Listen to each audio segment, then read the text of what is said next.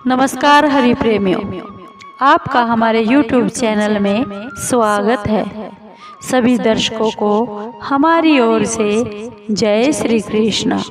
हरि प्रेमियों, कैसे हैं आप? उम्मीद है आप सब अच्छे होंगे। आइए आज का प्रसंग सुनते हैं। आज का प्रसंग है ज्येष्ठ मास का आखिरी शुक्रवार व्रत कथा। हरि प्रेमियों, उससे पहले अगर आप हमारे चैनल पर नए हैं तो प्लीज़ चैनल को सब्सक्राइब ज़रूर कर लीजिए और बेल आइकन को ज़रूर दबा लीजिए ताकि आप तक हमारे सारे नोटिफिकेशन पहुंचते रहे। हरि प्रेमियों, आपका एक सब्सक्राइब भी हमारे लिए बेहद मायने रखता है। आइए आज की ज्येष्ठ मास की आखिरी शुक्रवार की व्रत कथा सुनते हैं और जानते हैं। एक बहुत बड़ा शहर था। इस शहर में न जाने कितने ही लोग रहते थे। देश के कोने कोने से रोजगार की तलाश में आए हुए लोग जब इस शहर में आते थे तो उनके पास कुछ भी तो नहीं होता था। उनकी एकमात्र यही इच्छा रहती थी कि उनको किसी न किसी तरह से 2 वक्त की रोटी मिल जाए। मेहनत मजदूरी करके अपने बच्चों का पेट पाल ले, बस प्रभु के गुण गाए। वैसे तो देखा जाए तो मानव की इच्छाओं की कोई सीमा नहीं होती। शुरू में वह यही सोचता है कि सिर्फ उसे 2 समय की रोटी मिल जाए, प्रभु की यही सब से बड़ी कृपा होगी। इसी के लिए वह मंदिरों में जाते हैं और तीर्थ यात्रा करते हैं, कथा सुनते हैं, भजन कीर्तन करते हैं। और जब उन्हें 2 समय की रोटी मिलने लगती है तो उनके मन में कुछ और ही विचार उठने लगते हैं, जैसे उनकी तनख्वाह बढ़े, उनके पास धन हो, रहने के लिए बढ़िया सा मकान हो, पहनने के लिए अच्छे कपड़े हो और सवारी के लिए कार या स्कूटर हो। बस रोटी मिलने के बाद उनकी लालसा बढ़ती ही जाती है। किसी ने ठीक ही कहा है, भूख की एक सीमा होती है जिसे खाना खाते ही पूरा कर लिया जाता है, परंतु लालसा की तो कोई सीमा भी नहीं होती। मानव जीवन की भी एक सीमा है। लाखों करोड़ों के सपने, सुख शांति और मौज मस्ती की आशाओं की लालसा करने वाला इंसान यह भूल जाता है कि यह द्वार उसे मृत्यु की ओर ले जा रहा है। मानव जीवन इतना बड़ा कहाँ है जिस पर हम भविष्य का इतना बड़ा बोझ लाद देते हैं। हम काम, क्रोध, लोभ और मोह एवं अहंकार में अंधे होकर उस प्रभु को, उस मालिक को, उस महाशक्ति को भी भूल जाते हैं जिसने इस संसार को जन्म दिया है। जो जीवन देता है वही मृत्यु भी देता है। कलयुग में तो ऐसा ही होता है। पाप की परछाइयाँ लंबी और गहरी होना शुरू हो जाती है। धर्म व्यापार बन जाता है, अधर्मी खूब फलते फूलते हैं। इस बड़े शहर में तो धर्म कम और अधर्म अधिक था। इसी शहर के एक मोहल्ले में राधा और गोपाल पति पत्नी के रूप में रहते थे। उनका छोटा सा घर था, यानी घर के नाम पर एक कमरा ही था। उसी में रसोई, उसी में सोना, उसी में खाना पीना और यही उसका घर था। गोपाल किसी मिल में नौकरी करता था। राधा घर का सारा काम करती थी। उसने अपने छोटे से घर को इतना साफ सुथरा सजा रखा था कि मोहल्ले की औरतें भी अक्सर कहा करती थी, घर की सफाई रखना तो हमारी राधा बहन जी से सीखे। यह बात तो राधा भी जानती थी कि इस शहर में अच्छे लोग कम और बुरे ज्यादा हैं। उसी के अड़ोस पड़ोस में कुछ औरतें ऐसी थी जो दिन भर एक दूसरे की चुगलियां भी करती रहती थी। दूसरों के घरों में ताक झांक कर उनकी बुराइयां ढूंढना तो उनका सबसे पहला काम था। अपने घर की भले ही उनको कोई खबर ना हो, मगर पूरे मोहल्ले की खबर तो उनके पास यूं ही रहती थी जैसे मोहल्ले की डायरी लिखने का काम प्रभु ने उन्हें ही सौंप रखा है। राधा को उनकी यह बातें पसंद नहीं आती थी। पहले तो उसे घर के कामकाज से ही समय नहीं मिल पाता था, दूसरा पति सेवा करना उसका धर्म था। पति की लंबी आयु और उन्नति के लिए ईश्वर की उपासना हमेशा करती थी। हर मंगलवार को हनुमान जी का व्रत और अपने पति की लंबी आयु के लिए व्रत रखती थी। मोहल्ले की चुगलखोर औरतों को राधा की आदतें कैसे पसंद आ सकती थी। वे तो यह कहने लगती थी कि राधा में बड़ी अकड़ है, जो किसी से बात करना पसंद नहीं करती, क्योंकि वह हरि भगत थी और उसे हरि चर्चा ही सुहाती थी। और जिसको हरि चर्चा नहीं सुहाती, वे लोग समझते हैं कि वो घमंड है, लेकिन ऐसा कुछ भी नहीं था। शायद इसलिए न कि वह बड़ी सुंदर है, उसे अपनी सुंदरता पर बड़ा गर्व है। उसे यह नहीं पता कि जिस मोहल्ले में रहते हैं वहाँ सबसे मित्रता करते हैं, उनके साथ मिलकर बैठते हैं। यदि वह ही किसी के पास दुख सुख बांटने नहीं जाएगी तो कल इसके पास कौन आएगा। इन सब की बड़ी बहन राम भजनी थी, जो पूरे मोहल्ले को अपनी उंगलियों पर नचाती थी। बहन राम भजनी ने अपनी एक कीर्तन मंडली बना रखी थी, जो घर घर में जाकर कीर्तन करती थी। राधा को ऐसी औरतें बिल्कुल भी पसंद नहीं थी, जो कीर्तन करते समय भी एक दूसरे की चुगलियां करती हो।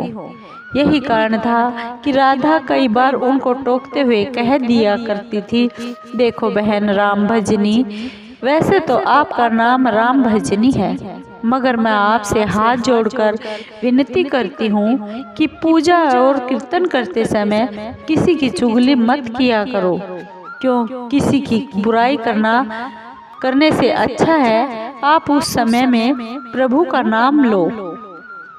इससे आपका जीवन भी सफल होगा और बुराई से भी बच जाओगी। राधा की इतनी बातें सुनते ही बहन राम भजनी को बहुत गुस्सा आ गया और क्रोध के मारे उसके चेहरे का रंग भी लाल हो गया। वह कड़क कर बोली, ओ कल की छोकरी, क्या तू मुझे बताएगी मुझे क्या करना है? अभी शहर में आए 2 साल हुए हैं, गांव का गोबर अभी हाथों से नहीं उतरा और हम शहर वालों को अकल सिखाने लगी हो, गवार कहीं की। देखो बहन, मैं गवार हूँ या कुछ और, मैं प्रभु भक्ति में पूरा विश्वास रखती हूँ। मैं यह अच्छी तरह से जानती हूँ कि भक्ति में ही शक्ति है। भक्ति ढोलकिया चिमटे बजाने से नहीं होती, बल्कि सत्य के पथ पर चलने से होती है। ईश्वर का यही सिद्धांत है, यही शिक्षा है कि किसी का बुरा मत करो। मैं तो हर जीवात्मा में रहता हूँ, तुम मेरी तलाश में बाहर क्यों भटक रहे हो? यदि तुम सत्य और विश्वास का सहारा लेकर अपनी आत्मा में मुझे तलाश करोगे तो मैं तुम्हें अवश्य मिलूंगा। इस बात को सुनकर वह राम भजनी और उसकी साथी सब मिलकर राधा का मजाक उड़ाने लगी थी। राधा जानती थी ये लोग पाप करने वाले हैं, इनकी पूजा तो केवल ढोंग है, दिखावा है, इनके मन काले हैं, खोटे हैं, इनसे अधिक बोलने का कोई फायदा नहीं। इनकी कीर्तन मंडली खूब धन कमा लेती है, ईश्वर के नाम पर व्यापार, दुर्गा के नाम पर लूट। छी छी छी, घिन होने लगी थी राधा को इन सब से। उसने अपने घर में पूजा पाठ करना शुरू कर दिया, इन लोगों से दूर रहने लगी। उधर गोपाल बुरी संगत में पड़कर शराब पीने लगा, जुआ खेलने लगा। गांव से आया सीधा साधा गोपाल शहर के साथियों में ऐसा आ फंसा कि उसे यह बुरी आदतें लग गई। शुरू में उसने अपने आप को बहुत बचाने का प्रयास किया, लेकिन जब चारों ओर ही आग लगी हो वह कब तक बच सकता था? एक मजदूर का वेतन ही कितना होता है? सारा मास मेहनत करने पर जो कुछ उसे मिलता उसे घर की 2 समय की रोटी ही चल सकती थी। मकान का किराया, दुनियादारी, कपड़े लत्ते, ये सब कुछ उस वेतन से ही तो चलता था। लेकिन जब इस वेतन से शराब पी जाए, चरस गांजा पिया जाए, जुआ खेला जाए तो घर कैसे चलेगा। राधा बेचारी बहुत दुखी हो गई और अंदर ही अंदर घुलने लगी। पति को मना करती तो उल्टी उसे मार ही पड़ती, गालियां सुनने को मिलती। घर में आकर वह इतना हाय हल्ला करता कि लोगों को उनका मजाक उड़ाने का मौका मिलता। वह अंदर अंदर टूटने लगी, हर समय उदास रहने लगी। अपने मन की आग को शांत करने के लिए आंसू बहाती रहती। इस परदेश में उसका था ही कौन जो उसे सहारा देता। वह तो अकेली पड़ गई थी। आ जाकर उसे प्रभु का ही सहारा मिला। उसी का आसरा था। माँ दुर्गा ही उसे सहारा देगी। माँ लक्ष्मी तो इस घर से रूठ ही चुकी थी। गोपाल ने घर के बर्तन तक बेच डाले थे। इतने बड़े संकट में भी उसने प्रभु पर विश्वास नहीं छोड़ा, माँ दुर्गा की उपासना नहीं छोड़ी। उसे पूर्ण विश्वास था कि एक दिन माँ उसके सारे संकट दूर करेगी। एक दिन जब घर में खाने को कुछ भी नहीं बचा था, वह 2 दिन से भूखी थी।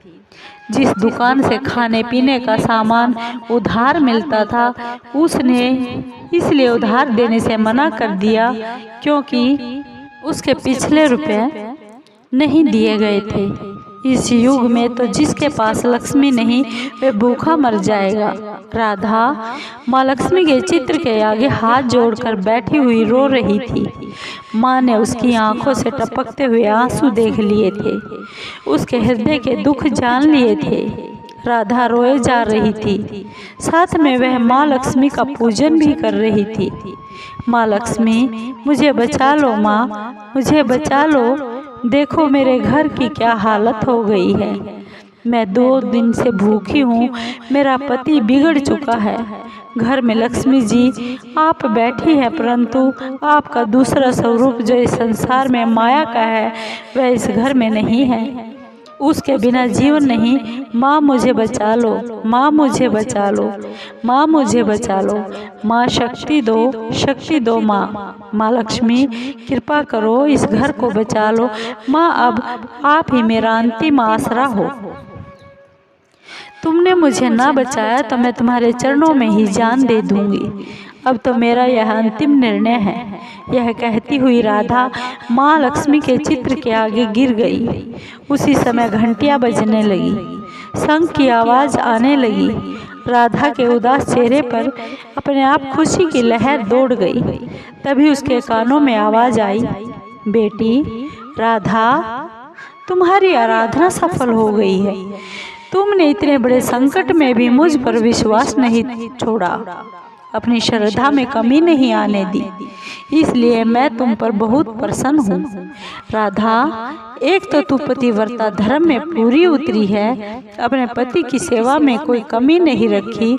दूसरा, तूने मुझ पर विश्वास नहीं छोड़ा। यह सब तेरी अग्नि परीक्षा ही थी जिसमें तू पूरी उतरी है। हे जगत माता, मैंने आपसे आज तक कुछ भी नहीं मांगा, परंतु आज मैं मजबूर हो गई हूँ। माँ, आज पहली बार आपसे इस घर की खुशियाँ मांग रही हूँ। माँ, मुझे धनवान बनने की कोई इच्छा नहीं। मुझे तो जीने के लिए धन की ज़रूरत है, जिससे हम खाना खा सके। मेरे बिगड़े हुए पति को सुधार दो माँ। जाओ बेटी, अपने आप को संभालो। माँ लक्ष्मी ने ऐसा बोला। मैं तुम्हारी मनोकामना पूर्ण करके तुम्हारे जीवन के द्वार खोल रही हूँ। उठो, अपने घर के द्वार खोलो। राधा के अंदर न जाने कहां से अनजानी शक्ति आ गई थी। वह माँ लक्ष्मी के चरणों से उठकर अपने घर के द्वार की ओर गई तो सामने ही एक तिलकधारी ब्राह्मण को खड़े पाया। बेटी राधा, जय माँ लक्ष्मी जी बोलो। जय माँ लक्ष्मी, राधा ने पूरी शक्ति से कहा। मैं देखो बेटी, मैं माँ लक्ष्मी के मंदिर का पुजारी हूँ। माँ के आशीर्वाद से यह 2 बोरी आटा और साथ में दालें और घी, यह सब खाने की सामग्री आपके घर पहुँचाने के आदेश हुए हैं। आप धन्य हैं महाराज, आप धन्य हैं। माँ लक्ष्मी के पुजारी होने के नाते मैं आपके चरण छूती हूँ महाराज, और आपसे यह प्रार्थना करती हूँ कि मुझे इस संकट से निकालने का उपाय भी बता दो। देखो बेटी, इस माया रूप संसार में सुख प्राप्त करने के लिए अपने मन को शुद्ध और आत्मा को पवित्र रखना पड़ता है। माया ये लक्ष्मी जी को तिजोरियों में बंद रखने वाले पापी होते हैं। यदि तुम अपने मन की शांति और घर गृहस्थी चलाने के लिए लक्ष्मी जी को प्राप्त करना चाहती हो तो धन वैभव लक्ष्मी का व्रत करो। इस व्रत के करने से आपकी हर मनोकामना पूर्ण होगी, तुम्हारे सारे संकट दूर हो जाएंगे। लेकिन पुजारी जी, मुझे इस व्रत की विधि तो बता दीजिए। मैं तो माँ की उपासना बचपन से कर रही हूँ, किंतु व्रत की विधि मुझे नहीं पता। पुजारी जी कहने लगे, देखो बेटी, लक्ष्मी जी का व्रत बहुत सरल है। इसे वैभव लक्ष्मी व्रत भी कहा जाता है। जो प्राणी सच्चे मन से इस व्रत को कष्ट कर लेता है, उसकी सारी मनोकामनाएं पूर्ण हो जाती हैं। उसे हर प्रकार के सुख संपत्ति प्राप्त होती है। इस व्रत को विधि पूर्वक करने से इसका फल मिलता है। जो लोग इस व्रत को विधि पूर्वक नहीं करते, उन्हें कोई फल तो नहीं मिलता, बल्कि वे अपने मन की शांति को खो बैठते हैं। कई पाखंडी और धोखेबाज यह कहते फिरते हैं कि सोने के गहने की हल्दी कुमकुम से पूजा करो, बस हो गया व्रत, परंतु ऐसा है ही नहीं। कोई भी व्रत जब तक अपनी विधि अनुसार नहीं किया जाता, उसका फल शून्य ही तो मिलेगा। यह सब कुछ भी अपने आप पर निर्भर करता है। वैसे घर में यदि सोना हो तो व्रत रखकर उसकी उपासना जरूर करें। माँ लक्ष्मी जी का व्रत शुक्रवार को रखना चाहिए। सुबह उठकर नहा धोकर साफ सुथरे कपड़े पहने और दिन भर माँ लक्ष्मी का पूजन करें। हर समय मुंह से बस यही शब्द निकाले, जय माँ लक्ष्मी, जय माँ लक्ष्मी। शाम के समय पूर्व दिशा की ओर मुंह करके आसन पर बैठे और माँ लक्ष्मी जी की मूर्ति या चित्र किसी ऊंचे स्थान पर रख उसके आगे चावलों की ढेरी लगाए। एक खुली प्लेट में सोने के जेवर रखे। यदि सोने के जेवर ना हो तो चांदी से भी काम चलेगा। माँ लक्ष्मी के चरणों में गुलाब के सुर्ख फूल अर्पण करके धूप के साथ साथ देसी घी की जोत जलाए। वैसे तो माँ लक्ष्मी के अनेक रूप हैं, परंतु इन सब की नींव श्री यंत्र है। जो माँ के भक्त श्री यंत्र के दर्शन कर लेते हैं, समझ लो उन्होंने माँ के हर रूप के दर्शन कर लिए। इसलिए माँ के पूजन के समय श्री यंत्र को रखना बिल्कुल भी ना भूले। सबसे पहले प्लेट में रखे जेवर को हल्दी का टीका लगाकर 5 बार बोले, जय माँ वैभव लक्ष्मी, जय माँ वैभव लक्ष्मी। हमारी खाली झोली भर दो माँ, हमारी खाली झोली भर दो। इसके पश्चात घी, आटे और चीनी को भून कर बनाया हुआ प्रसाद, जिसमें केले के टुकड़े काटे हों, माँ लक्ष्मी की आरती करके उस प्रसाद को लोगों में बांट दे। और बांटते समय भी आपकी ज़बान पर माता लक्ष्मी की जय जरूर रहनी चाहिए। यह व्रत निरंतर 21 या 51 व्रत रखे जा सकते हैं। सूर्योस्त होने के बाद माँ की उपासना करके जब प्रसाद बांट ले तो आप भी भोजन ग्रहण कर सकते हैं। माँ के आगे पड़े चावलों को सब पक्षियों को डाल दे। व्रत रखने वाले हर भक्त के लिए यह जरूरी है कि वह श्री वैभव लक्ष्मी व्रत कथा का पाठ करे और लोगों को भी कथा सुनाए। इससे और अधिक पुण्य मिलेगा। यह सारे व्रत जब विधि पूर्वक पूरे हो जाएं, तो इसके फल स्वरूप प्राणी की हर इच्छा पूर्ण हो जाती है। माँ लक्ष्मी स्वयं उनका कल्याण करती है। उनके घर में सुख ही सुख मिलते हैं। धन तो आता ही है, परंतु जिनके घर में संतान ना हो, उनके घर यह व्रत वरदान से कम नहीं होता। जब व्रत संपूर्ण हो रहे हों, अर्थात 21वां या 51वां व्रत जब रखे, तो उस दिन 7 छोटी छोटी बच्चियों को घर पर बुलाकर उन्हें उनका मनपसंद भोजन खिलाए। फिर कन्या को चांदी का अथवा गिलट का एक एक सिक्का यानी रुपया दक्षिणा में दे दे। उसी दिन माँ लक्ष्मी की श्री वैभव लक्ष्मी व्रत कथा की 101 या 51 प्रतियां यानी पुस्तकें माँ के भक्तों को अपने हाथों से बांट दे। यदि इतनी पुस्तकों की शक्ति ना हो तो 11 तो अवश्य ही बांट देनी चाहिए। माँ की प्रतिमा के आगे बैठ दोनों हाथ जोड़कर उनसे प्रार्थना करते हुए कहे, हे माँ लक्ष्मी, आपकी और प्रभु की कृपा से मैंने अपने व्रत विधि पूर्वक पूरे कर लिए हैं। इसलिए हे माँ, आप हमारी इच्छा को पूरी करो, हमारी मनोकामना पूर्ण कर दो माँ। हमें सदा सुखी रखना, हमारे परिवार को सुख देना माँ। बस बेटी, यही हर प्राणी के लिए कल्याण मार्ग है। तुम भी श्री वैभव लक्ष्मी व्रत करो, तुम्हारा पति भी ठीक हो जाएगा और तुम्हें धन भी मिलेगा, तुम सदा कष्ट मुक्त रहोगी। यह कहते हुए पुजारी जी तो वहां से चले गए। राधा ने आटे की बोरियां पड़ोसन की सहायता से अंदर रखवा दी, दालों को भी अंदर रखा। माँ लक्ष्मी की उपासना तो कर ही रही थी, परंतु विधि अनुसार नहीं कर पाती थी। आज माँ लक्ष्मी ने उसकी हालत देखकर जो उसकी सहायता की है, उसे वह कैसे भूल सकेगी। सहसा उसे ध्यान आया, कल ही शुक्रवार है, मैं कल से ही माँ लक्ष्मी के 21 व्रत आरंभ करूंगी। दूसरे ही दिन से राधा ने शुक्रवार की व्रत कथा आरंभ कर दी और साथ ही माँ का व्रत रखा। सारा दिन माँ की आरती करती रही। फिर उसने रात्रि के समय श्री वैभव लक्ष्मी व्रत कथा का पाठ करके घर आए। अपने पति के चरण छूकर उसे प्रसाद खिलाया तो उसके पति ने उसे प्यार से सीने से लगाकर कहा, मेरी राधा, तुम तो सचमुच देवी ही लग रही हो। मैं ही पापी था जो आज तक देवता न बनकर राक्षस बना रहा, लेकिन आज मेरी आंखें खुल गई हैं। अब मुझे अपनी भूल का एहसास हो रहा है। मैं आज माँ लक्ष्मी के चरणों में बैठकर यह प्रतिज्ञा करता हूँ कि मैं कभी भी शराब नहीं पीऊँगा, ना ही कभी जुआ खेलूँगा, ना ही गंदे और बुरे कर्म करूँगा और गंदे लोगों की संगत में नहीं बैठूँगा। मैं तुम्हें कभी दुख नहीं दूँगा। मेरे देवता, मेरे प्राणनाथ, माँ लक्ष्मी की कृपा से आप सुधर गए तो मुझे सारे संसार के खजाने मिल गए। आज मैं कितनी सौभाग्यशाली हूँ, खुश हूँ। माँ ने मेरा उजड़ा घर बसा दिया, मेरा सुहाग मुझे मिल गया। अब मैं 21 व्रत पूर्ण करके श्री वैभव लक्ष्मी व्रत कथा को 51 पुस्तकें लक्ष्मी भक्तों को बांटूंगी ताकि उनका भी मेरी ही भांति कल्याण हो जाए।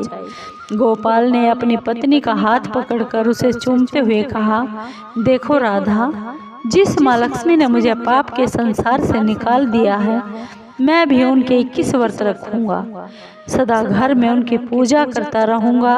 राधा ने अपने पति के चरणों में अपना सिर झुकाते हुए कहा, मेरे देवता, आज मैं बहुत प्रसन्न हूँ, बहुत ही प्रसन्न। माँ लक्ष्मी की कृपा से मुझे आज नया जीवन मिला है। बोलो धन वैभव लक्ष्मी माता की जय। हरि भक्तों, आपको ये कथा कैसी लगी? अगर आपको ये कथा अच्छी लगी हो तो प्लीज़ चैनल को सब्सक्राइब कीजिए, लाइक कीजिए, शेयर कीजिए और कमेंट ज़रूर कीजिए। जय माँ धन लक्ष्मी।